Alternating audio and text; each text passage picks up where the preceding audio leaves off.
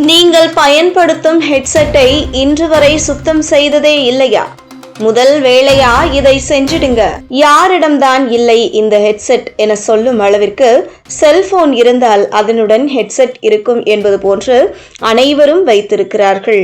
அதுவும் தற்போது பல நவீன தொழில்நுட்பங்களில் ஹெட்செட் வந்துவிட்டது. எதுவாகினும் எல்லா வகையான ஹெட்செட்டுகளையும் மக்கள் பயன்படுத்துவதோடு அதனை முறையாக கையாளுகிறோமா என்றால் கேள்விக்குறிதான். அப்படி ஹெட்செட்டின் இயர்பட்ஸை நாம் சுத்தம் செய்யவில்லை என்றால் என்ன மாதிரியான விளைவுகள் ஏற்படும் என்பது எத்தனை பேருக்கு தெரியும்? முதலில் அதனை தெரிந்து கொள்வோம். பொதுவாக உங்கள் இயர்பட்ஸை உன்னிப்பாக கவனித்திருப்பீர்களா என்றால் இல்லை என்றுதான் பெரும்பாலானோர் சொல்வார்கள். அந்த இயர்பட்ஸுகளில் நம் காதுகளில் இருந்து வரும் அழுக்கு கரைகள் எல்லாம் அதில் போய் சேர்ந்திருக்கும். இது மட்டுமா, நமது வியர்வை மற்றும் காது மெழுகு அழுக்கு கூட அந்த இயர்பட்ஸில் தான் இருக்கும். இது அதில் கேட்கும் திறனை குறைப்பதோடு மட்டுமின்றி நம் காதுகளுக்கு பலவிதமான பிரச்சனைகளை ஏற்படுத்தும் என காது மூக்கு தொண்டைக்குரிய மருத்துவர்கள் காது கேட்காமல் போவது போன்ற காது தொடர்பான பல பிரச்சனைகளுக்கு இந்த இயர்போன்களை பயன்படுத்துவதால் தான் வருகிறது என மருத்துவர்கள் தெரிவிக்கின்றனர். ஏனென்றால் அதிக நேரம் இதனை பயன்படுத்தும் போது காது முடி செல்கள் பலவீனமடைந்து சேதமடைகிறது. இதன் விளைவாக எளிதில் குணப்படுத்த முடியாத நரம்பு சேதம் ஏற்படுகிறது. இதுதான் காது கேளாமை பிரச்சனையின் முதல் படி என்கிறார்கள். பொதுவாக காதில் ஏதோ ஒலிப்பது போன்ற உணர்வு அல்லது உரையாடலின் போது நுட்பமான ஒலிகள் மற்றும் வார்த்தைகளை வேறுபடுத்தி பார்க்க இயலாமல் போவது போன்ற பிரச்சனைகள் ஏற்படும்.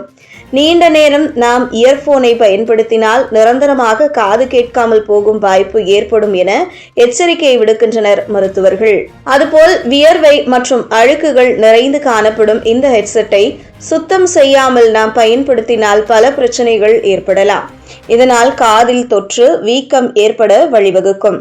இதன் விளைவாக கடுமையான வலி ஏற்பட்டு ஒரு கட்டத்தில் காதில் சீழ் வரக்கூடிய அளவுக்கு பிரச்சனைகள் கொண்டு வந்துவிடும். சரியான முறையில் ஹெட்செட் மற்றும் அதில் இருக்கும் இயர்பட்ஸுகளை சுத்தம் செய்வது எப்படி என்பதை குறித்து பார்க்கலாம். இதனை சுத்தம் செய்வதற்கு என கருவிகள் உள்ளது. அதனை வாங்கி வந்து அழுக்குகளை நீக்கலாம். இல்லை என்றால் மினி பிரஷ்கள், பேனா போன்ற கிளீனிங் கருவிகளை அல்லது காட்டன் போன்றவை கொண்டு நாம் சுத்தம் செய்யலாம். இயர்பட்ஸுகளின் மூலை முடுக்குகளில் இருக்கும் அழுக்குகளை கூட சுத்தம் செய்ய உதவும். எனவே போதிய அளவுக்கு இயர்பட்ஸுகளை பாதுகாப்பது நம் கடமை. அதனை பயன்படுத்த வேண்டும் என்றுதான் கண்டுபிடித்தார்கள். ஆனால் எந்நேரமும் காதில் வைத்து கேட்கக்கூடாது என்று மருத்துவர்கள் அறிவுறுத்துகின்றனர்.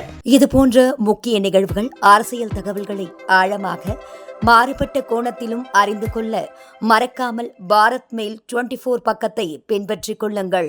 உங்கள் ஒவ்வொரு ஆதரவும் இதுபோன்ற பல நிகழ்வுகளின் பின்னணியை அறிய உதவும்.